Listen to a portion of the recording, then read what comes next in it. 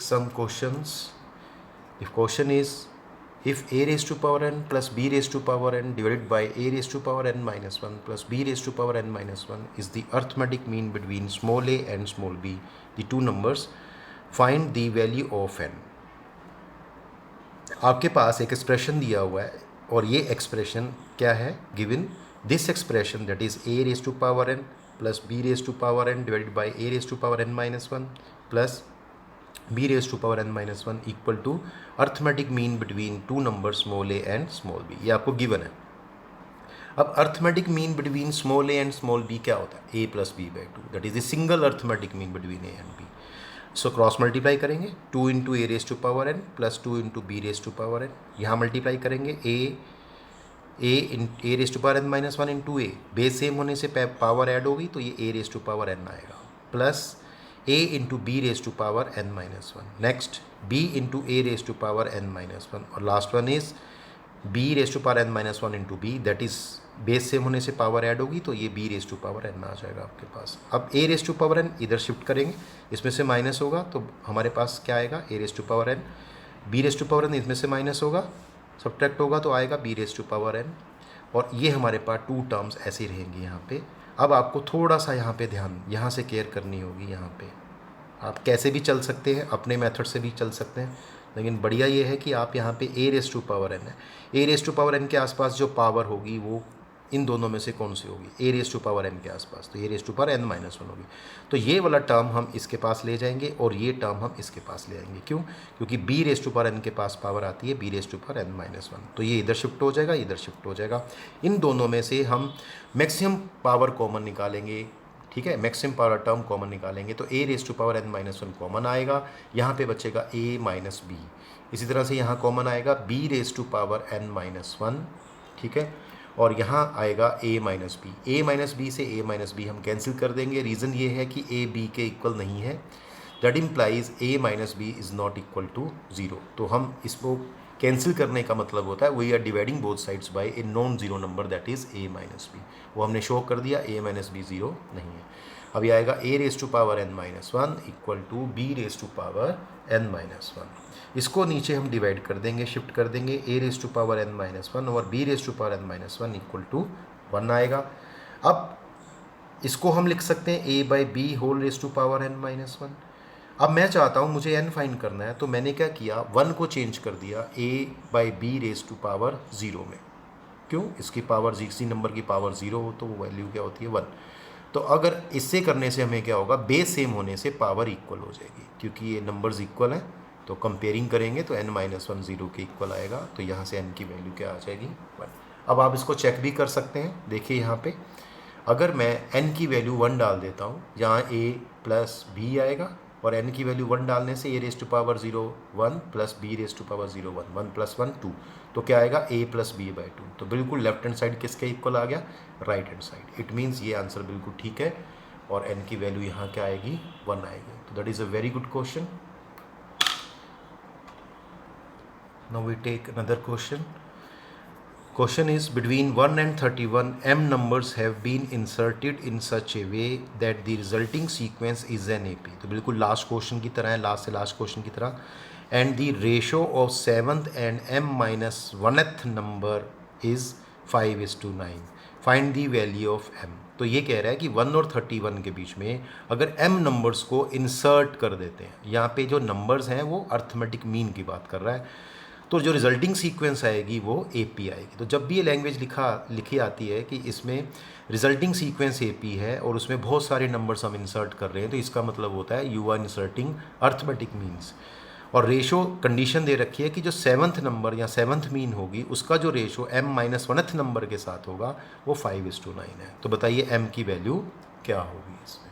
चलिए स्टार्ट करते हैं. तो पहले हमें सपोज करना पड़ेगा m नंबर्स को. तो let a1, a2, a3, dash dash dash up to am be m numbers between 1 and 31 such that. तो ये जब सारे नंबर हम 1 और 31 के बीच में लिखेंगे, that is 1, a1, a2, a3, dash dash dash am, 31. तो ये नंबर्स किस में आ जाएंगे, AP में. तो ये सीरीज़, ये सीक्वेंस जो बनेगी वो AP की बनेगी.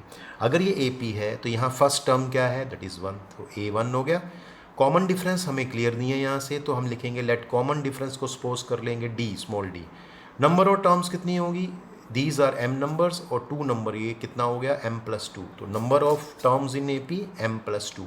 Now the last term is 31, now the last term is 31, it means am+2, am+2 31 है, am+2 का फॉर्मूला a + m+2 - 1 × d होगा।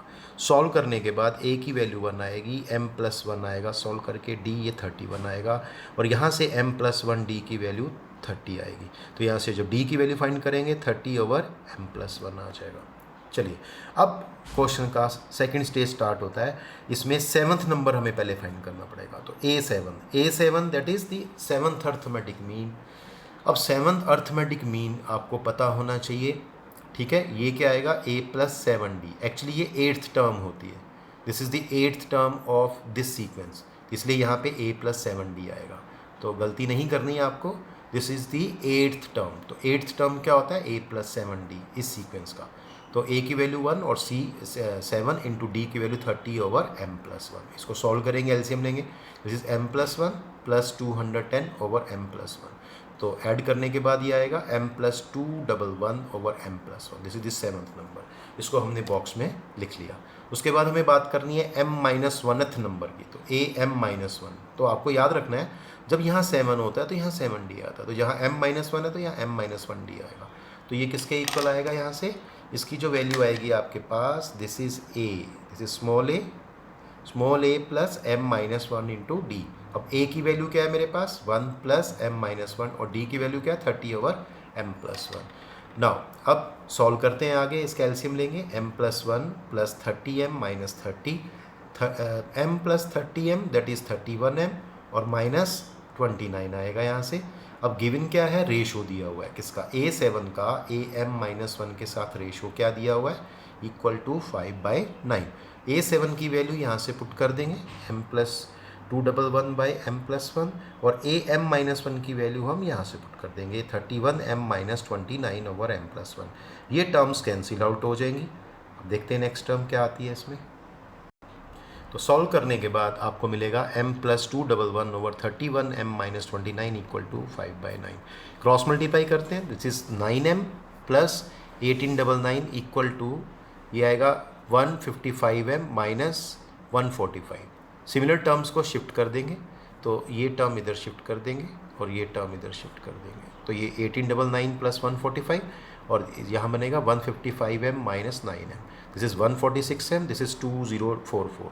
तो यहाँ से m की वैल्यू क्या आएगी, 2044/146। तो ये देखेंगे इसमें से फैक्टर कैंसिल होगा, और ये सॉल्व करने के बाद आपको जो वैल्यू मिलेगी वो 14 मिलेगी। तो यहीं आपका क्वेश्चन कंप्लीट हो जाएगा। You have to find the value of m। तो एक बहुत ही अच्छा क्वेश्चन था ये वाला। Next question is, if the sum of small n terms of an AP is 3n² + 5n and its mth term is 164, find the value of m। तो आपको यहाँ पे m की वैल्यू यहाँ पे फाइंड करनी है। तो m की वैल्यू क्या होगी यहाँ पे, ठीक है, this is m। Let small a be the first term, let small a be the first term and small d be the common difference of AP। now you are given sn क्या है, 3n² + 5n, ये given है आपको sn, sum of n terms. अब आपको पता होना चाहिए यहाँ पे हमें फर्स्ट टर्म और कॉमन डिफरेंस की वैल्यू फाइंड करनी होगी। तो पुट n को 1 पुट कर देंगे और 2 पुट कर देंगे इन इक्वेशन 1। तो इन इक्वेशन 1 में आप इसको पुट करेंगे, तो s1 क्या आएगा, 8, this is first term a1 और a। s2 पुट करेंगे, s2 करेंगे, n को 2 पुट करेंगे, तो ये आएगा 3 × 2² + 5 × 2, दिस इज़ 22। सॉल्व करने के बाद नाउ a2 क्या होता है, s2 - s1, ये आप 10th में कर चुके हैं, तो ये 22 - 8 14 आ जाएगा।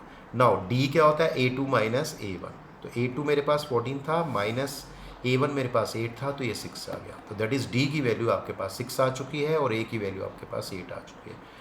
अब क्या करना है, आपको एक कंडीशन दी हुई है, हम उसका यूज़ करने वाले हैं।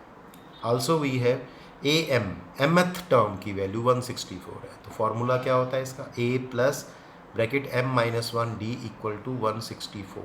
नाउ a की वैल्यू 8 थी, d की वैल्यू 6 थी।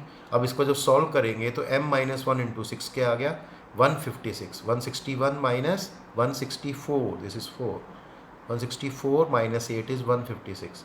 Now m minus one equal to 156/6 that is 26, और जब इसको सॉल्व करेंगे m की वैल्यू के लिए तो ये आपको मिलेगा 27. तो that is a good question.